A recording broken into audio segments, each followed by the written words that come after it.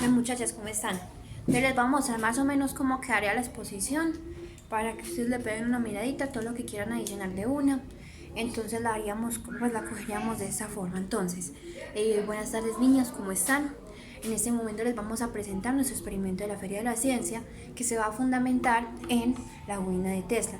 Obviamente va a haber un tema muchísimo más general que vamos a tratar, que sería el tema de la electricidad, que vamos a dimensionar tanto desde una bobina básica como hasta una bobina de Tesla. Pero antes de ver la bobina de Tesla hay que reconocer quién fue la persona que la originó, cuál fue su historia y más que todo quién es. Resulta que la bobina de Tesla la creó un hombre llamado Nikola Tesla. Nikola Tesla era un hombre, un científico, que siempre trató de incursionar y de innovar en aspectos bastante trascendentes y relacionados con las comunicaciones y los fenómenos de electromagnetismo. Es por esta razón que nosotros vemos que desde muy pequeño él empezó a interesarse en este campo y por eso llegó a Francia con muchas aspiraciones y demasiadas ideas en su cabeza a trabajar en una de las sedes de la empresa de Thomas Edison, a quien reconocemos ahora como el padre del bombillo o también denominado padre de la electricidad. Entonces resulta que cuando Tesla llegó allí, él fue quien principalmente ayudó a Edison a construir la bombilla, ya que él era una persona muy fría que decía que no necesitaba ser ningún tipo de profesional científico para desarrollar una innovación o una invención. Pero la verdad es que él se lucraba del pensamiento, de las ideas, de todo lo que los otros científicos hacían, haciendo lo propio y denominándose a sí mismo como el único creador originario de la idea de la bombilla. Entonces resulta que cuando Tesla se dio cuenta de esto, él estaba trabajando ya en Estados Unidos con Edison. Entonces empezó a independizarse y a trabajar por sí mismo sus propias ideas en un mundo que lo trató demasiado mal, porque muchos inversionistas robaron sus ideas, haciendo que gran parte del reconocimiento que Tesla merecía se perdiera. Hasta que al final encontró a dos personas que lo ayudaron bastante y construyó la famosa Tesla Tesla Electric Company. En Tesla Electric Company, él desarrolló diversos tipos de innovaciones e invenciones que aún en la actualidad siguen haciendo eco en nuestra realidad, como lo es, por ejemplo, el famoso motor de inducción, el cual potencializó y desarrolló a base de la famosa corriente alterna. Porque tenemos que tener en cuenta que en el momento en que Nikola Tesla desarrolló todas y cada una de sus invenciones, él estaba en auge la lucha de corrientes eléctricas. Resulta, muchachos, que existían dos corrientes eléctricas, la corriente directa y la corriente alterna.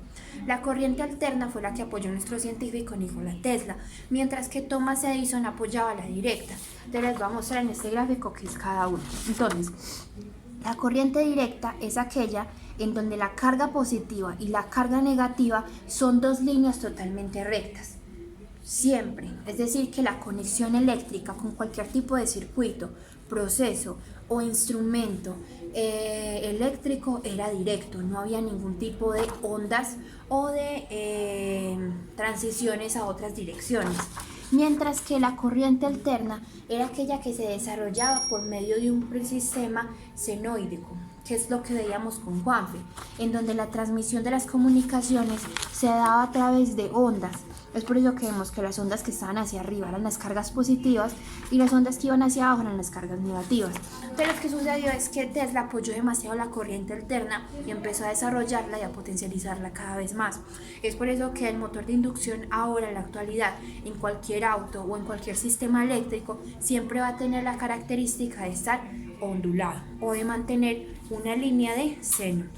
Entonces lo que sucede es que a medida que él empezaba a desarrollar todas estas ideas, llegó el proyecto más grande y más ambicioso que él tenía, que fue construir la bobina de Tesla. Pero no vamos a decir para qué ni cómo, sino que vamos a mencionar el hecho de que cuando se generó esa competencia de las corrientes, Tesla vio amenazada su posición como científico y todo lo que había logrado. Entonces lo que sucedió fue que le dio a un banquero todas sus patentes, que ya eran 300 patentes las que construyó, y se las dio todas todas a las empresas, la empresa de él, que era la General Electric Company. Entonces en General Electric Company él le dio todas las patentes y al final, muchas veces, como les parece, que quedó sin absolutamente nada. Él quedó a los últimos, al final de sus años, quedó viviendo, él se murió a los 87 años, él tuvo que sobrevivir a base del subsidio que esa empresa le daba, que se había enriquecido cada vez más porque el sistema de corriente alterna era cada vez más recursivo. ¿Por qué? Porque resulta que el mantenimiento y el funcionamiento de la corriente directa era muchísimo más costoso por el cableo, mientras que al ser la corriente alterna por medio, pues basarse en ondas, fueron esas ondas las que la potencializaron, porque sus ingresos o la manera en que las familias podían acceder a esta corriente de una manera mucho más accesible, lo que hacía que fuera a un menor costo y que por lo tanto fuera muchísimo más efectiva a la hora de hablar de corrientes eléctricas o de electricidad.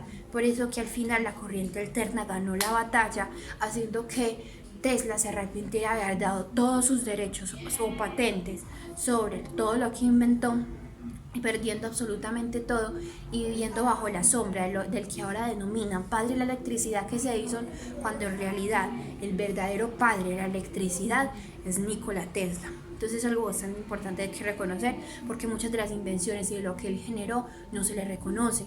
La figura de Nikola Tesla no es reconocida. A ti te hablan de Edison y tú de una lo relacionas, pero Tesla fue olvidado y solamente ahora en la actualidad es cuando su nombre está empezando a tomar fuerza y a reconocerse, algo que nosotros queríamos valorar y por eso mencionamos antes de iniciar nuestra presentación, ¿cierto? Entonces ahora, muchachas, empezamos con lo más básico. Resulta que ya conociendo qué fue Nikola Tesla y la manera en que él quiso incursionar en las comunicaciones por medio de la transferencia de energía y del uso de fenómenos electromagnéticos, es cuando tenemos que definir el hecho de que la bobina de Tesla tiene muchísimas ramificaciones y la manera en que él experimentó con ella fueron de muchas formas, por lo que nosotros no podríamos hablar de diversos tipos de bobinas de Tesla. ¿Por qué? Porque hay muchos circuitos y técnicamente son bastante complejos de entender. Entonces vamos a empezar desde lo más general, que sería definir qué es una bobina. Una bobina es cualquier tipo de cilindro, sea un cilindro físico tangible, un cilindro formado por medio del cable, que se ve rodeado o enrollado por medio de un cable. Puede ser hilo, cordel o también puede ser cable. Entonces, cable, hilo, cordel. Pero recuerden que ese cable depende del tipo de sistema o más que todo del tipo de función que queramos que nuestra bobina cumpla. Entonces aquí estamos hablando de otros tipos de bobina con otras funciones específicas que no están relacionados con la electricidad. Pero entonces cuando ya estamos hablando de una bobina eléctrica, se tiene que tratar un tipo de cableo específico, que va a ser el cable abobinado, no, el cable bobinado. Por eso es que se llama cable bobinado. Ese cable bobinado tiene que estar aislado. ¿Por qué tiene que estar aislado? Porque en el momento en que se constituye un cable aislado, estamos hablando de que la electricidad que se transfiere a y el desplazamiento que se realiza en sus espirales no va a verse interrumpido por la interferencia o por la intervención de, por ejemplo, mi mano. Si yo toco ese cable, yo no me voy a electrocutar y no voy a interrumpir el desplazamiento de las corrientes eléctricas. Entonces resulta que las bobinas de por sí siempre van a tener una característica especial, y es el hecho de que ellas van a ser un inductor eléctrico. ¿Por qué un inductor eléctrico? Porque hay que reconocer que en un circuito va a existir, en el circuito de la bobina va a existir dos partes: el circuito primario y el circuito secundario. La bobina va a pertenecer al circuito secundario, sea eléctrica normal o eléctrica de Tesla.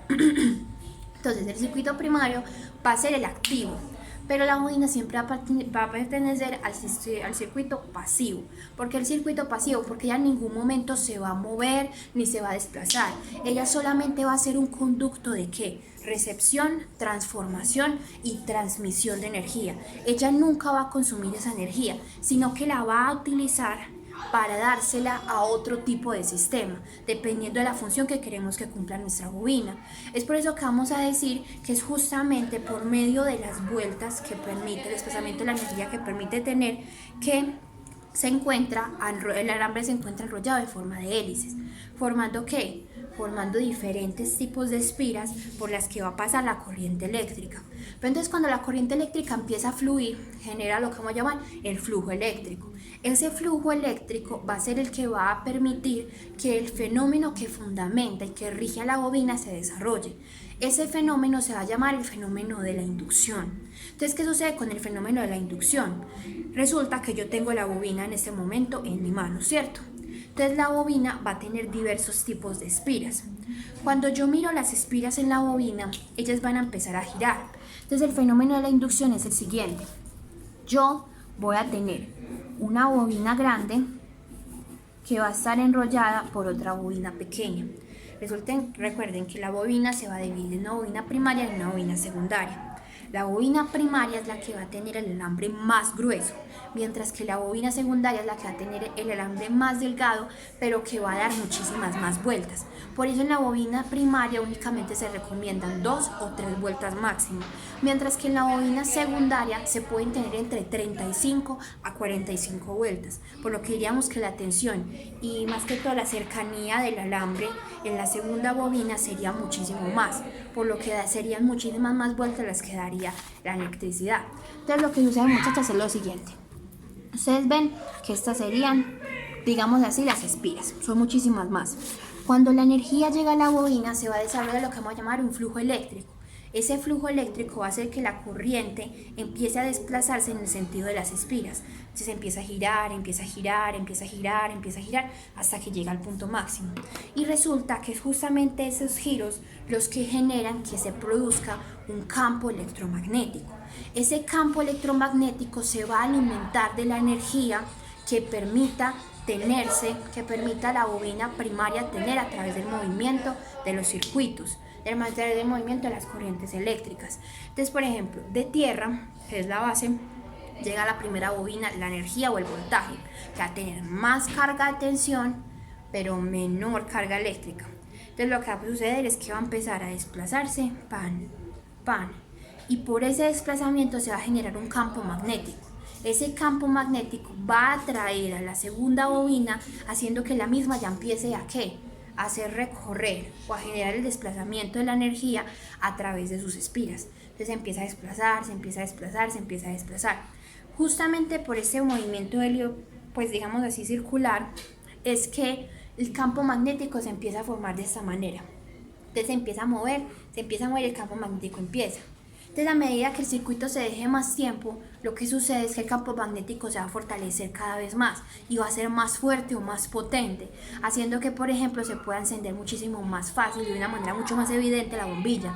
Porque si yo, por ejemplo, lo enciendo apenas y ya la energía empieza a girar, todavía no ha llegado suficiente voltaje como para que la bombilla se encienda de una o se encienda totalmente, sino que se va a encender por partes. Pero si yo dejo mucho tiempo el circuito funcionando, la bobina está retroalimentándose muchas veces, haciendo que la energía que se transporta potencialice cada vez más el campo magnético y el mismo se fortalezca. Entonces es supremamente importante entender que es un campo electromagnético.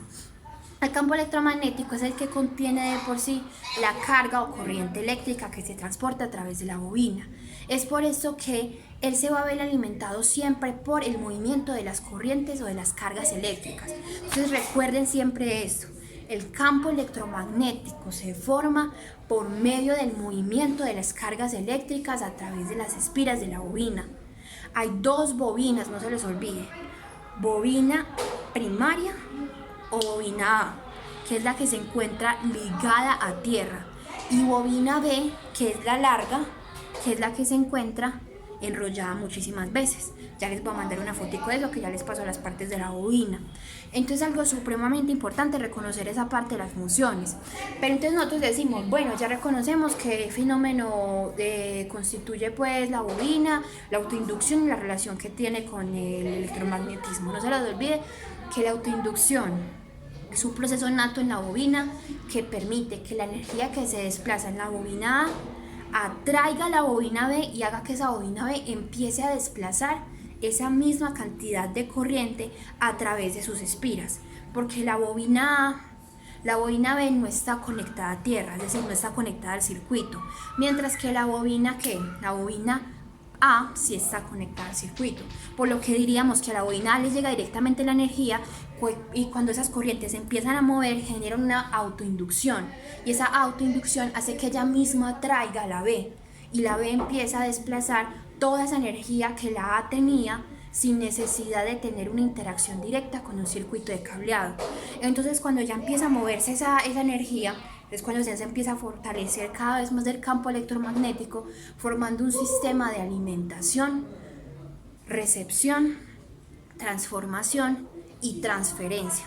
Esa transferencia es ya lo que se ve al final en la bombilla abierta, en la bobina abierta, porque acuérdense, hay una bobina abierta y una bobina cerrada.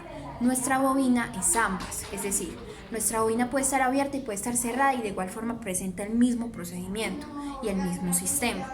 Simplemente que la bobina abierta va a ser aquella que no va a tener la bolita de aluminio, sino que lo que va a hacer es utilizar la energía que se transfiere a través del cableado de manera interna, haciendo que la parte superior de la bobina, que ya les voy a decir las partes cuáles son, se alimente de esa energía, haciendo que yo pueda encender la bombilla, tanto desde la parte superior como desde la parte inferior.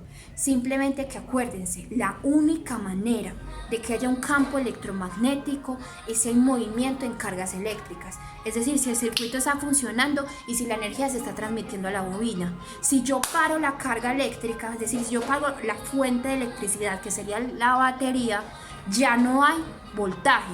Si no hay voltaje, no se está transfiriendo energía a la bobina. Si no se está transfiriendo energía a la bobina, no hay manera, muchas gracias a esto, de que se genere un campo electromagnético. Se conserva de acuerdo a la energía que todavía tiene almacenada la bobina, por lo que cuando yo apague el sistema, si yo acerco una bombilla, ella se va a prender, pero únicamente ¿con qué? Con la energía que quedó almacenada en la bobina. Pero cuando se termina el flujo eléctrico o el flujo de cargas eléctricas, ya no hay manera de que exista una corriente, ya no hay manera de que exista un campo electromagnético, porque no hay movimiento que lo alimente. Entonces ahí se suspendió totalmente el funcionamiento y es cuando la bobina no puede funcionar más. Entonces es súper importante reconocer esa parte, muchachas. Entonces recuerden el campo electromagnético por el movimiento. Entonces cuando la energía que viene por medio del campo electromagnético se desplaza a la parte superior de la bobina cerrada, que sería la parte de aluminio, lo que sucede es que todo el flujo eléctrico se suspende. No hay manera de que se siga moviendo porque no hay hélices a través de las cuales girar. Entonces ahí se paró. Entonces ustedes dicen, Jesucristo, entonces ¿qué pasa, Sara? ¿Qué pasa? ¿Se paró la electricidad? ¿Ya no funciona la bobina? No, sigue funcionando. Pero, ¿por qué? Porque la energía sigue fluyendo, le sigue alimentando a la bobina. Pero se paró en la parte superior de la bobina. Ya no puede haber un movimiento. Cuando ya no hay un movimiento, ya no se genera un campo electromagnético, sino un campo eléctrico. Ese campo eléctrico lo que va a hacer es ionizar, así se dice, ionizar el aire. Y cuando ioniza el aire, lo que genera es que toda la energía se conserve en un mismo lugar, haciendo que sea muchísimo más fácil prender una bombilla por toda la energía acumulada en la parte superior de la bobina que en la parte inferior de la bobina, que sería el tubo, porque se logra prender pero por partes, porque al fin y al cabo el campo electromagnético no se ha fortalecido. Pero si uno ve después de unos 20 segundos, la parte superior de la bobina ya tiene muchísima energía almacenada y es por eso que se enciende de una manera casi que inmediata en contacto con el aluminio. Entonces díganme si me entendieron esa parte. Disculpen esa música que es que mi hermana, pero ya les voy a poner entonces qué funciones cumplen. De hecho se los voy a decir acá de una vez. Entonces ahora, ya reconociendo que es una bobina normal, hay que reconocer qué funciones cumplen. Resulta que la bobina es algo que nosotros podemos adaptar tanto a una situación y contexto cotidiano como a un contexto normalizado, científico y técnico. Entonces lo que sucede es que la vamos a ver desde las dos perspectivas. Desde la perspectiva de la cotidianidad, muchachas, existen muchísimas cosas. Por ejemplo, puede ir de cosas tan simples como lo es, por ejemplo, el simplemente generar el sonido de un timbre por medio de frecuencias eléctricas transmitidas por medio de bobinas pequeñas que en línea consecutiva generan la sonoridad por medio de altas frecuencias, a por ejemplo pasar ya a otro tipo de función como lo es por ejemplo los motores eléctricos, que va a ser otra cosa que vamos a explicar en nuestra presentación, que van a ser las pilitas que van a tener el cable de cobre y el imán y se van a empezar a mover solas. Eso se llama un cable eléctrico, un motor eléctrico. Ese motor eléctrico de hecho se ve adaptado y utilizado en un motor de auto. ¿Por qué en un motor de auto? Porque en partes específicas de un carro, como es el freno y el embrague, se ve la utilidad de eso. No tenemos que especificar por qué, pero son esas bobinas van a permitir que la función de esos elementos específicos del auto en el motor se logren congeniar, al no complicarse tanto con un cableado, sino más bien por medio de la transmisión de la energía magnética. Entonces es algo que se aplica también en el motor de un auto. Entonces, ya cuando pasamos a una parte más técnica y científica, el hecho de que se utilice una bobina es principalmente por una función o por un objetivo específico, muchachos. La bobina permite tener un control muchísimo más grande de las fluctuaciones eléctricas o de corriente en cualquier tipo de circuito o sistema eléctrico. ¿Por qué? Porque normalmente cuando nosotros hablamos de un sistema eléctrico, hablamos de un conjunto de elementos sistemáticamente organizados que poseen la capacidad de recibir una cantidad o un voltaje específico de energía, porque cada uno de ellos tiene que tener la resistencia suficiente para adaptarse a su función por medio de la energía que se le está transmitiendo. Entonces, por ejemplo, si yo tengo una resistencia de 5K y tengo una batería de 100 voltios, una resistencia de 5K no la va a aguantar. Entonces lo que hace es que se explota, y eso mismo pasa con la bobina. Si la bobina no está correctamente construido con el cableado y más que todo el material de bobinado necesario, se va a destruir inmediatamente. Entonces lo que sucede es que la bobina, justamente por medio de la transformación de las corrientes eléctricas, permite tener un mayor control del voltaje, porque hay que acordarse que por medio del fenómeno de la autoinducción, el voltaje que viene de la batería no va a entrar de una ¿a qué? No va a entrar de una a la bobina, porque si entrara de una a la bobina, lo que genera es que esa bobina se explote, porque no hay una regulación de la tensión que maneja.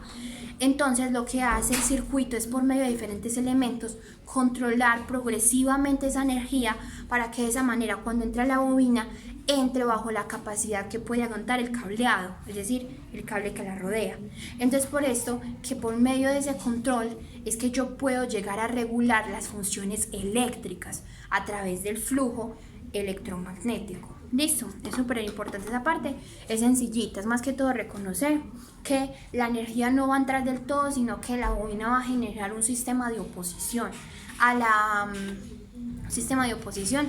carga inicial, a lo que inició todo el movimiento del circuito, es decir, a lo que sería en nuestro caso la batería. Entonces, cuando ella genera esa posición, no va a dejar que toda la carga del voltaje entre de una, sino que la va a regular progresivamente para que no llegue a explotar la bobina. ¿Listo? Y sería principalmente eso.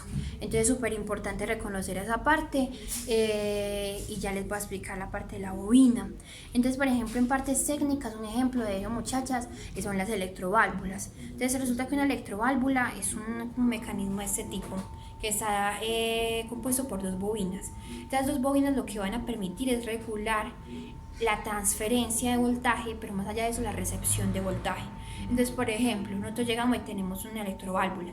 La electroválvula va a generar diferentes tipos de circuitos direccionados a distintas utilidades o funciones. Entonces, miren que son muchas cosas que se despliegan de un solo elemento. Entonces, lo que hace esa bobina es regular las tensiones para cada función, para que de esa forma no se exceda, por ejemplo, por una función de prender un foco, no se ponga la función de prender un carro, porque los voltajes son totalmente distintos y los elementos que constituyen dichos sistemas eléctricos son distintos, porque yo no le puedo dar la energía que le doy a un carro a un bombillo, porque el bombillo explotaría y el carro no se prendería nunca, porque esa energía no satisface la necesidad del mismo. Entonces, algo supremamente importante reconocer eso, porque es la función principal de las bobinas. Esas bobinas se llaman bobinas transformadoras. Les voy a explicar aquí. En términos eléctricos se diría de esta manera. Entonces, pongamos que una carga de 250 entra al principio. Entonces, lo que sucede es que por medio de los TAP, se llama TAP, los TAP son diferentes partes de la bobina. Entonces, pongamos que una parte sea muchísimo más tensionada que otra, es decir, que una maneje tensiones más altas que otra, es decir, voltajes. Entonces lo que sucede es que este de 250 se va a ver disminuido en 220. Entonces miren que ahí lo que yo estoy haciendo es regular esos voltajes para evitar que, por ejemplo, yo explote o deteriore el sistema al que deseo poner en funcionamiento. Este tipo de bobinas se utilizan muchísimo para las lámparas de la calle. Estas son las que se utilizan para las lámparas. Entonces lo que hacen ellos es regular la electricidad de acuerdo a la exigencia de cada lámpara, que normalmente son iguales, haciendo que los voltajes iniciales que vienen desde el motor o de la batería no se transmitan de una a la bombilla porque la explotan, sino que por medio de una bobina se regulen y se transmitan bajo la capacidad que tiene el objeto que se desea poner en funcionamiento. Entonces, muchachas, eso sería la definición de bobina como tal. No es para complicarla tanto, yo les di mucha teoría, pero es para que cojan como lo que crean más importante. Recuerden que tenemos que exponer en el mismo orden. Entonces, primero, ¿quién fue Nikola Tesla? ¿Qué es una bobina? ¿Y cuáles son las funciones de una bobina? Listo, no se les olvide mencionar lo de las corrientes, porque las corrientes son bastante importantes. Y ya les explico entonces bobina de Tesla, parte de bobina de Tesla, y ya les muestro pues la bobina de Tesla se las voy a explicar por medio de la maqueta pues que tenemos.